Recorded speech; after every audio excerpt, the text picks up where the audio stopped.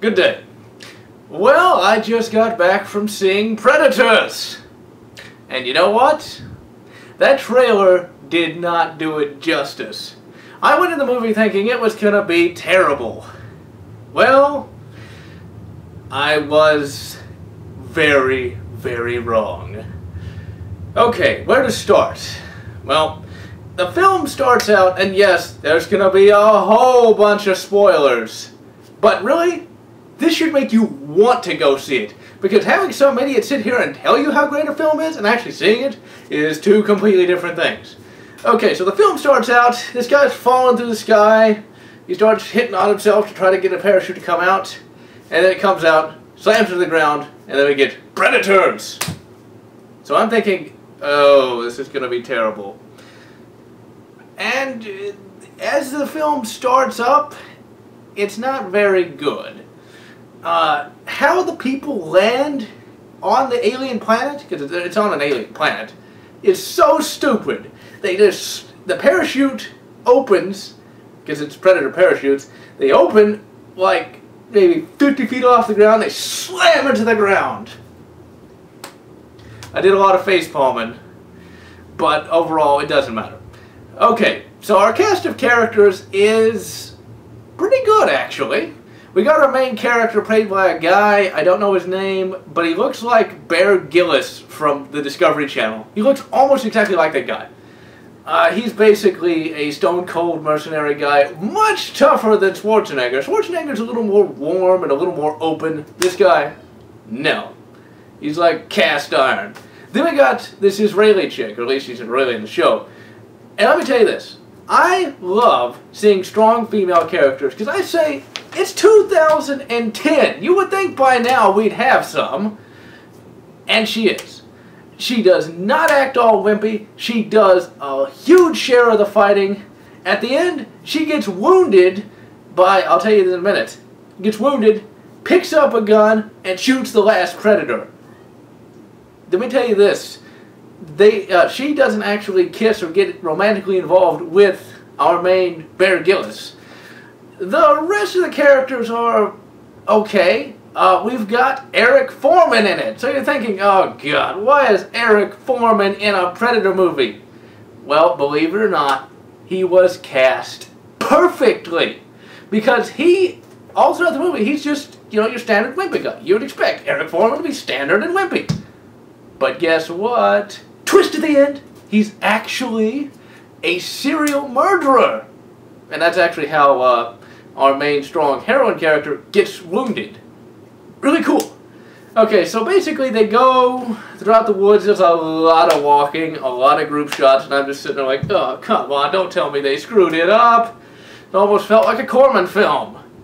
But eventually, they get attacked by some predator dogs, and I did not tell you about the rest of the characters. The rest of the characters are all basically throwaway. We've got this African guy who is, you know, your tribal guy. He's kind of like Billy from the first Predator. Although, he's actually the first to die. I guess that old rule cropped up again. Then there's another guy, a Latin guy. He's a famous actor, but I can't remember his name. He was in Iron Man. He was the Russian guy. He's actually the first to die. The black guy's the second.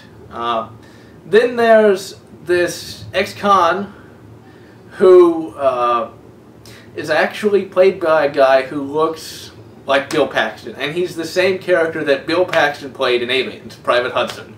Although he's pretty cool, though. He is pretty cool because he actually stabs a predator before he gets killed.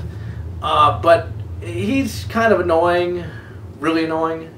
And then there's another guy. He doesn't play that big a role in the overall narrative, but he does play a huge role in one of the coolest sword fights of all time, which we'll get to in a moment.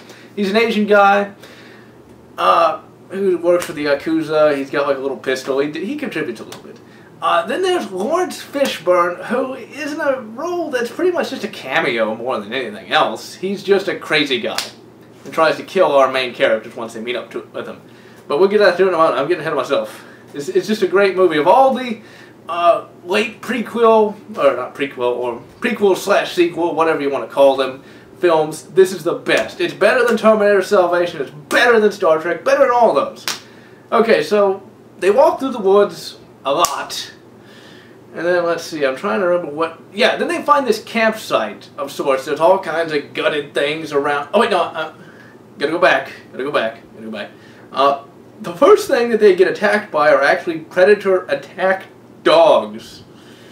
They are able to shoot them all pretty well. And it's a decent scene. But we're going to move on from there. They go to a campsite where they see a predator all strung up, and he's still alive. He's a classic predator, I like to call him. The ones you saw like in Predator 1 and Predator 2. And he's still alive. It's at that point that they get attacked by the predator and the black guy gets gutted. But really, this is one of the scenes where you can really see just the lazy writing. The first bit of lazy writing is the characters themselves because they can all speak English. There's a Russian guy who is part of the Spetsnaz, and guess what? He can speak English. You got the African guy, guess what? He speaks English. Everybody speaks English. Obvious, right? But there's just so much lazy writing. After they get attacked by the predator, they all run away, and they all fall down a hill and fall down a waterfall. Yeah, all of them. It's at that point that a little bit later, they meet up with the Lawrence Fishburne character, and straight out of the first movie, he's like, turn around, turn around. And then it shows... It's a fake-out scene, basically, and it shows him cloaked, and he decloaks, and he pulls off his helmet. It's like, it's Lawrence Fishburne. He leads him back to this alien drill, where he tells him what's going on. And this is where the movie actually lies. The movie doesn't actually lie, but it's where the filmmakers lied. Maybe. I read it off of Wikipedia, so it might not have actually been true. What I read was, Predators did not use anything from, the Predator expanded universe. The only problem is, it does. You see, the Fishburne character explains that there's two types of predators. They said ones that are big and that rule and others that aren't. It doesn't really matter. Basically, he's talking about the Yatja from Alien vs. Predator and the Hish that were introduced in that horrible novel by a guy who's Matthew Shirley. Well, at least his last name is Shirley, called Forever Midnight. The Hish are terrible, whereas the Yatja are honorable. And it's the Hish that are the bad guys. But we're going to get that in a moment. Anyway, the Fishburne character betrays the other humans. What happens is, he's a scavenger and wants to take all this stuff. So he starts a little fire outside of the place where they're hiding in the big drill.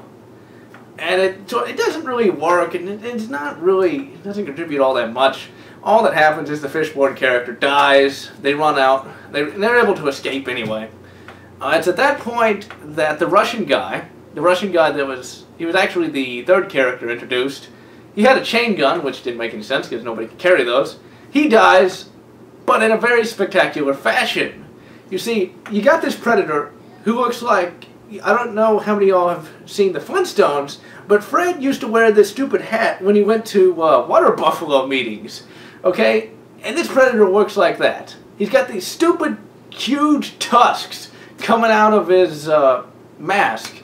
Anyway, the predator stabs the Russian guy, and he holds him up for whatever reason, and the Russian guy pulls a pin on a grenade, blows both of them up. It's at that point that our main characters have all run out.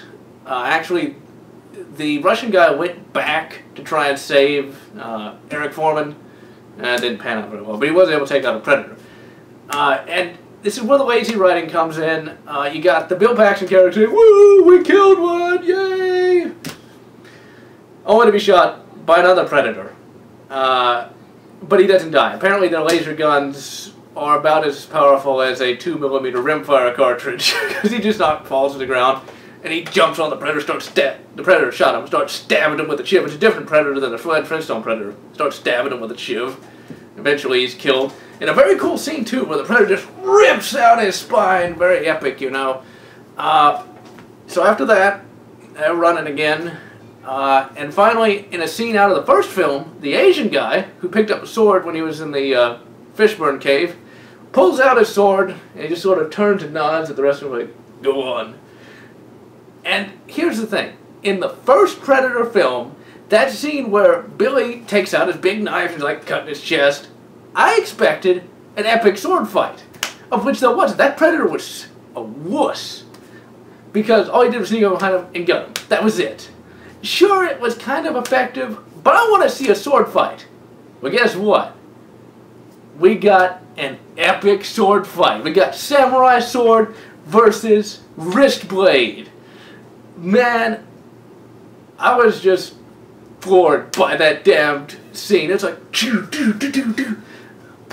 And it wasn't exactly like that. It was just sort of a run, stat, run, ching, run, ching. That was about it. The battle was pretty cool. Both characters died, though, so it was kind of bad.